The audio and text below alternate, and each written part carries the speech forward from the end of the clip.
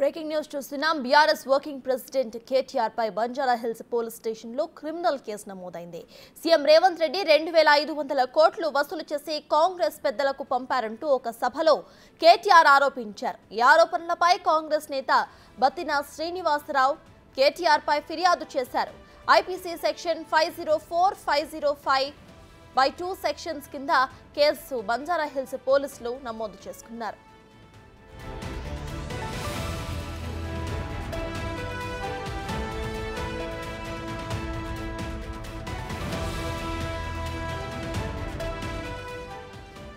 BRS working president KTR పై Banjara hills police station లో criminal case నమోదైంది. CM Revanth Reddy 2500 కోట్లు వసూలు చేసి కాంగ్రెస్ పెద్దలకు పంపారంటూ ఒక సభలో కేటీఆర్ ఆరోపించారు. ఈ ఆరోపణలపై కాంగ్రెస్ నేత బత్తిన శ్రీనివాసరావు కేటీఆర్ పై ఫిర్యాదు చేశారు. ఐపీసీ సెక్షన్ 504, 505/2 సెక్షన్స్ కింద బంజారా హిల్స్ పోలీసులు కేసు నమోదు చేశారు.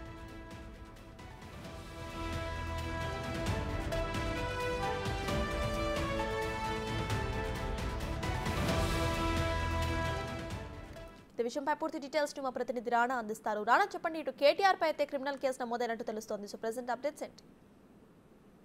ఈ నెల 27వ తారీఖున బీఆర్ఎస్ కార్యాలయంలో ఆయన ఇచ్చినటువంటి వ్యాఖ్యలు తీవ్ర దుమారం రేపాయి. ఏకంగా ముఖ్యమంత్రిని టార్గెట్ చేస్తూ ఆయన కొన్ని వ్యాఖ్యలు చేశారు. ఆ వ్యాఖ్యల పట్ల కూడా కాంగ్రెస్ పార్టీ ఇప్పటికే చాలా తీవ్రంగా కూడా స్పందించినటువంటి నేపథ్యం అయితే కనపడుతుంది. అయితే బత్తిన శ్రీనివాసరెడ్డి పీసీసీ మెంబర్ ఎవరైతే ఉన్నారో ఆయన హన్మకొండలో నిన్న ఒక కేసు పెట్టడం జరిగింది. ఏదైతే 2500 కోట్ల రూపాయల వరకు కూడా ఇతర వ్యాపారస్తుల నుంచి కూడా రియల్టర్స్ నుంచి కూడా ఎవరైతే ప్రస్తుత ముఖ్యమంత్రి ఎవరుతున్నారో ఆయన వసూలు చేసి ఢిల్లీకి పంపాడనేసి కూడా కేటీఆర్ చేసిన ఈ వ్యాఖ్యలు చాలా వరకు తీవ్ర దుమారం లేపినటువంటి నేపథ్యం కాబట్టి దీనివల్ల కూడా క్యాడర్ కానీ ప్రజలు కానీ చాలా అయోమయ స్థితిలోకి వెళ్ళారు. ఎందుకంటే ఫాల్స్ అలిగేషన్స్ అనేది కూడా ఆయన చేశారు కాబట్టి ఖచ్చితంగా ఆయన పైన చర్యలు తీసుకోవాలంటూ కూడా పోలీసుల్ని విజ్ఞప్తి చేయడం జరిగింది. అయితే నిన్న 0 ఎఫ్ఐఆర్ హన్మకొండ పోలీస్ స్టేషన్లో అయినప్పటికీ కానీ దాన్ని బంజారా హిల్స్ పోలీస్ స్టేషన్కి నిన్న షిఫ్ట్ చేయడం జరిగింది. నిన్న బంజారా హిల్స్ పోలీస్ స్టేషన్కి వచ్చిన తర్వాత ఇప్పటికే కేటీఆర్ మీద 2 సెక్షన్స్ కింద కేసు నమోదు అయినటువంటి నేపథ్యం కాబట్టి ఒకటి 504, ఒకటి 505/2 ఐపీసీ సెక్షన్స్ కింద ఆయన పైన కేసు నమోదైనటువంటి నేపథ్యం అయితే కనపడుతుంది. ఈ 504 కానీ 505కి 2 సెక్షన్స్ ఒకటే చెప్తున్నాయి. ఏదైతే అలిగేషన్స్ బేస్లెస్ అలిగేషన్స్ చేసినటువంటి వారిపైన నిరాధారమైనటువంటి ఆరోపణలు చేసిన వారి పైన కూడా ఎటువంటి ప్రూఫ్స్ లేకుండా ఇటువంటి ఆరోపణలు చేస్తే వారిపైన కేసు నమోదు చేసే విధంగా కూడా దీంట్లో సెక్షన్స్ ఉన్నాయి. దాంతోపాటు ఒక సెక్షన్కి ఏమో 3 సంవత్సరాల పాటు జైలు శిక్ష ఉంది, మరో సెక్షన్ కింద అయితే 5 సంవత్సరాల పాటు జైలు శిక్ష ఉంది. ఒక దానికైతే నాన్ బెయిలబుల్ ఉంది, మరొక దానికైతే బెయిలబుల్ ఉన్నటువంటి నేపథ్యం అయితే కనపడితే 2 కూడా తీవ్రమైనటువంటి సెక్షన్సే పెట్టినటువంటి నేపథ్యం అయితే కనపడితే అయితే బత్తిన శ్రీనివాస్ ఆయన నిన్న కంప్లైంట్ కాపీలో కొన్ని కామెంట్స్ కూడా చేశారు. ఆ కంప్లైంట్ కాపీలో ఆయన ఏమేమి రాశారో ఒక్కసారి మనం చూద్దాము.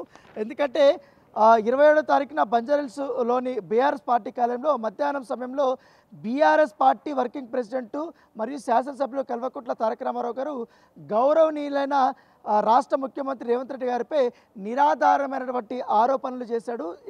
దాంట్లో 2500 కోట్ల రూపాయలు కాంట్రాక్టర్లు మరియు బిల్డర్స్ దగ్గర వసూలు చేసి ఢిల్లీకి పంపించాడని లేనిపోని అబద్ధాలు మాట్లాడుతూ కాంగ్రెస్ పార్టీపై మరియు ముఖ్యమంత్రి రేవంత్ రెడ్డి పైన వ్యక్తిగతంగా మాట్లాడుతూ వారి యొక్క పరువు మరియు బాధ్యతలకు కూడా భంగం కలిగించే విధంగా కూడా మాట్లాడాడు. ఆ విధముగా మాట్లాడడం వలన తెలంగాణ ప్రజలకు తప్పుడు సంకేతాలు ఇచ్చే విధముగా మాట్లాడుతూ తెలంగాణ ముఖ్యమంత్రి లోక్సభ ఎన్నికల తర్వాత భారతీయ జనతా పార్టీలోకి వెళ్తాడని ముఖ్యమంత్రి స్థాయిని తగ్గించే విధముగా కూడా ఈ కేటీఆర్ మాట్లాడారంటూ కూడా దీంట్లో ఆయన కంప్లైంట్ కాపీలో పొందుపరిచినటువంటి నేపథ్యం అయితే కనపడుతుంది. దాంతోపాటు ఈ మధ్య ఆరోపణలు చేయడం వల్ల శాంతి భద్రతలకు విఘాతం కలిగి మరియు పార్టీల మధ్య విద్వేషాలు చెలరేగే అవకాశం ఉంది కాబట్టి ఇటు విషయంపై చట్టరీత్యా కఠిన చర్యలు తీసుకోవాలని కూడా ఆయన తన కంప్లైంట్ కాపీలో రాసినటువంటి నేపథ్యం అయితే కనపడుతుంది. సో కేవలం 2500 కోట్ల రూపాయలు మాత్రమే కాదు, ఈ ఎలక్షన్ అయిపోయిన తర్వాత భారతీయ జనతా పార్టీలో ముఖ్యమంత్రి జాయిన్ అయిపోతున్నట్టు కూడా ఇలాంటి వ్యాఖ్యలు చేయడం వల్ల ఖచ్చితంగా ఒక విద్వేషం అనేది చెలరేగుతుంది. 2 పార్టీల మధ్య కూడా అది ఎక్కడా కూడా అశాంతిని రేకిచ్చే అవకాశం ఉంది కాబట్టి దీనిపైన చర్యలు తీసుకోవాలి. శాంతి భద్రతలకు ఖచ్చితంగా కూడా విఘాతం కలుగుతుందనేసి కూడా ఆయన అభిప్రాయపడినటువంటి నేపథ్యం.